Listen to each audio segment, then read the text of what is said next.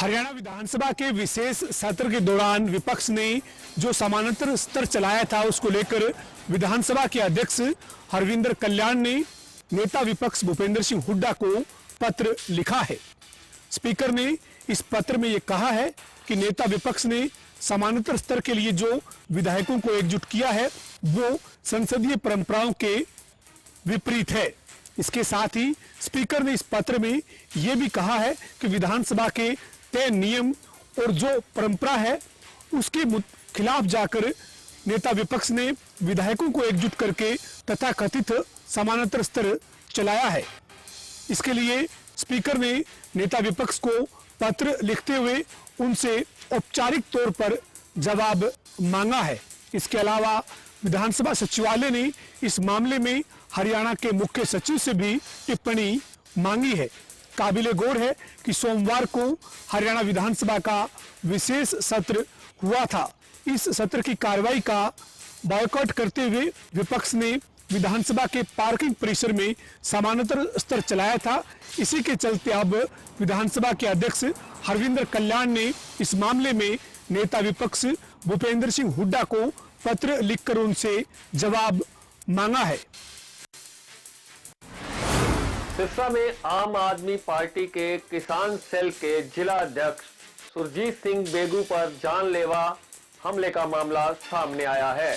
दरअसल ये मामला कुछ दिन पहले का है, जब सुरजीत सिंह बेगू सिरसा से अपने काम निपटाकर अपने घर वापस जा रहे थे तो रास्ते में एक कार सवार कुछ युवकों ने पहले तो उनकी बाइक में टक्कर मार दी, फिर उन पर जानलेवा हमला कर दिया। इस हमले में सुरजीत सिंह बेगू घायल हो गए और उन्हें सिरसा के एक अस्पताल में भर्ती करवाया गया, जहां उनका इलाज चल रहा है। सुरजीत सिंह बेगू की शिकायत पर पुलिस ने अज्ञात लोगों के खिलाफ मामला दर्ज कर जांच शुरू कर दी है, लेकिन इस मामले में सिरसा पुलिस के हाथ अभी तक कुछ भी नहीं लगा है। जनता टीवी के लिए सिरसा से मुख्तार सिंह। केजीपी एक्सप्रेसवे पर गांव छजूरंगर के निकट टोल बूथ के साथ 112 के पुलिस कर्मचारियों द्वारा 4 धाम की यात्रा के लिए जा रहे ट्रैवलर कर्मचारियों व उनके ड्राइवर के साथ तीखी नोकझोंक हो गई। ट्रैवलर के ड्राइवर का आरोप था कि बेवजह पुलिस कर्मचारी उसे तंग कर रहे थे, जिसको लेकर उसकी बहस हुई। वहीं उसने सारे कागजात भी दिखा दिए, लेकिन फिर भी पुलिसकर्मी चालान करने पर अड़े हुए थे, जिसी बात को लेकर काफी बहस हुई। उसी बात पर पुलिस कर्मचारियों ने ड्राइवर का मोबाइल भी छीनने का प्रयास किया। वहीं उनकी आपस में काफी कहासुनी हुई। इसे देखकर ट्रैवलर में बैठे सवारी भी बाहर निकल आई और उन्होंने भी पुलिस कर्मचारियों को घेर लिया, जिससे पुलिस कर्मचारी मौका देखकर भाग निकले।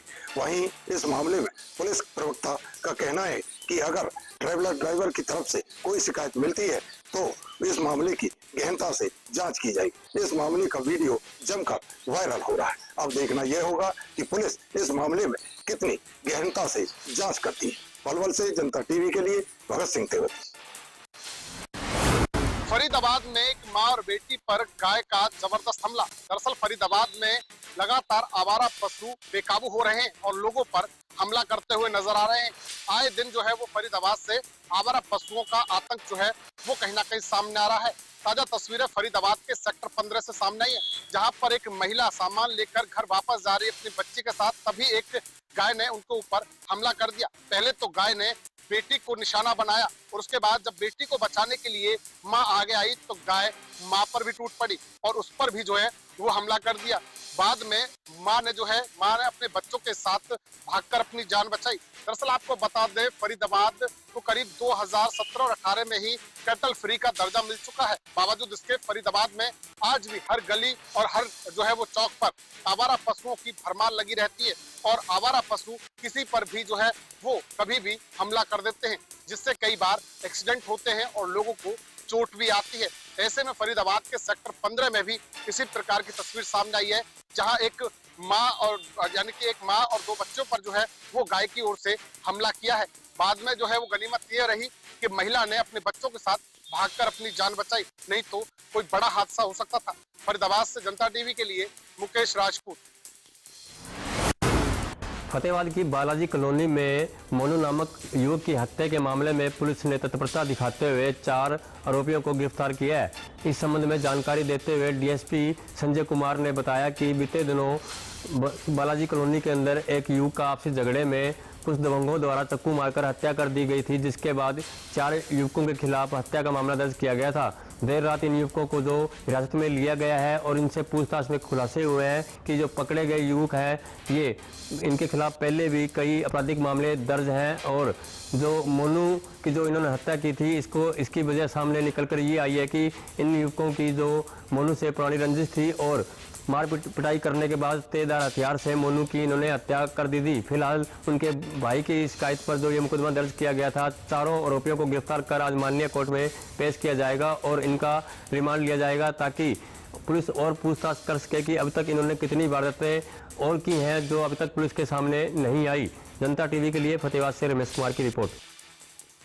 भवानीखेड़ा के मिलकपुर गांव में एक प्राइवेट बस में देर रात आग लग गई, जिसके कारण 10 लोग घायल हो गए और 2 लोगों की जिंदा जलने से मौत हो गई। इन कारणों का पुलिस अभी जांच कर रही है। वहीं बताया जा रहा है कि एक ब्लास्ट के साथ पूरी बस आग का गोला बन गई, जिससे यह हादसा हुआ। अभी ये बस की तस्वीरें आप देख सकते हैं कि बस किस तरह से जल चुकी है, पूरी तरह डैमेज हो चुकी है। पुलिस अभी इन मामलों की जांच कर रही है। भवानीखेड़ा से कैमरा पर्सन सुशील जांगड़ा के साथ संजय कौशिक, जनता टीवी। सोनीपत जिला जेल की सुरक्षा में गंभीर लापरवाही सामने आई है। अल सुबह एक फॉर्च्यूनर गाड़ी सवार युवक जेल के परिसर में दाखिल हुआ और उसने जेल परिसर में लगे बूम बैरियर को टक्कर मारी, जिसमें वो टूट गया। और उसके बाद जब सुरक्षा कर्मियों ने गाड़ी सवार युवक को रोकने का प्रयास किया तो वो सुरक्षा कर्मियों को चकमा देकर फॉर्च्यूनर सवार युवक मौके से फरार हो गया। अब सिटी थाना पुलिस ने मुकदमा दर्ज कर मामले की गंभीरता से जांच शुरू कर दी है। गाड़ी को जो बताया जा रहा है पुलिस ने कब्जे में ले लिया है और आरोपियों की गिरफ्तारी के लिए पुलिस जगह जगह छापेमारी कर रही है और पुलिस द्वारा दावा किया जा रहा है जल्द ही आरोपियों को गिरफ्तार कर लिया जाएगा। सोनीपत से जनता टीवी के लिए सुशील मोर। तेज रफ्तार का कहर एक बार फिर कई जिंदगियों को लील गया। दरअसल कुरुक्षेत्र NH-44 पर यानी दिल्ली अमृतसर हाईवे पर एक दर्दनाक हादसा हुआ। गांव खानपुर कोलिया के पास एक होंडा अमेज गाड़ी डिवाइडर से टकरा गई। 3 लोगों की मौत हो गई जबकि एक घायल हो गया। पुलिस ने घायल को एक निजी अस्पताल में इलाज के लिए दाखिल करवाया है। शवों को पोस्टमार्टम के लिए कुरुक्षेत्र के लोकनायक जयप्रकाश अस्पताल में भेजा गया है। जानकारी आई है कि ये एक ही परिवार था और दिल्ली के नांगलोई से चला था। पुलिस फिलहाल उनके घर परिवार वालों को सूचित कर रही है और पोस्टमार्टम करवाने की तैयारी की जा रही है। रणदीप रोड, जनता टीवी, कुरुक्षेत्र। बिछोर थाना क्षेत्र के अंतर्गत बिछोर गांव में एक मामला ऐसा है जहां पर 2 पक्षों में जमकर पत्थरबाजी की गई है।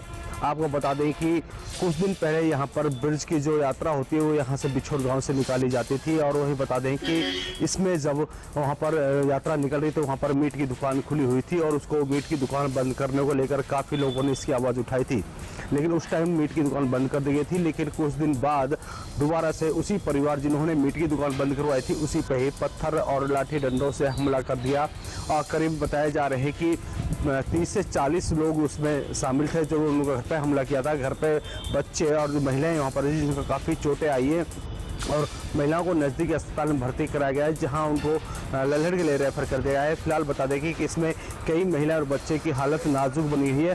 फिलहाल बता दें कि पुलिस इसमें जांच कर रही है और शिकायत दे दी गई है। पुलिस का कहना है कि शिकायत के आधार पर मुकदमा दर्ज कर लिया जाएगा और बता दें कि फिलहाल पुलिस इसमें जाँच कर रही है क्या कुछ सच्चाई है। फिलहाल अभी बता दें कि पुलिस ने मुकदमा दर्ज कर लिया है और पुलिस अभी जल्दी ही आरोपी को गिरफ्तार कर लिया जाएगा। आप देख रहे हैं न्यू से सोनोरमल, जनता टीवी। रतिया में इन दिनों बदमाश बेखौफ हैं।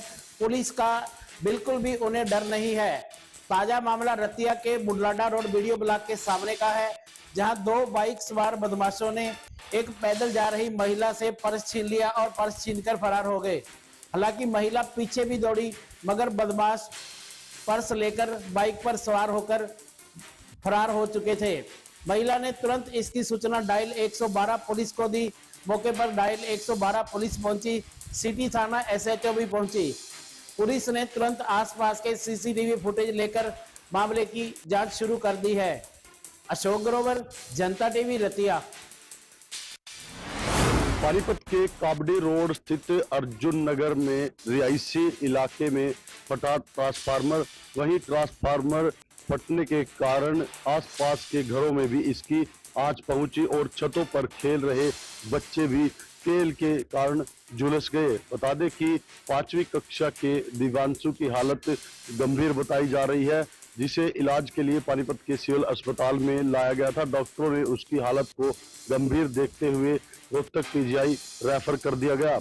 वहीं 12 वर्षीय एक बच्चे की हालत भी गंभीर बताई गई है, जिसका पानीपत के सिविल अस्पताल में इलाज चल रहा है। बता दें कि ट्रांसफार्मर में इतनी जोर का ब्लास्ट था कि जिस तरह से बम में धमाका हुआ, जिसके कारण आसपास के लोग घबरा गए और वहां पर अंधेरा छा गया था। वहीं आग बुझाने में भी लोगों को काफी दिक्कतों का सामना करना पड़ा। इसके साथ साथ मैं आपको बता दूं कि आसपास के घरों में इसकी आंच पहुंची है। घरों में, कपड़ों में व अन्य सामान में भी आग लग गई थी।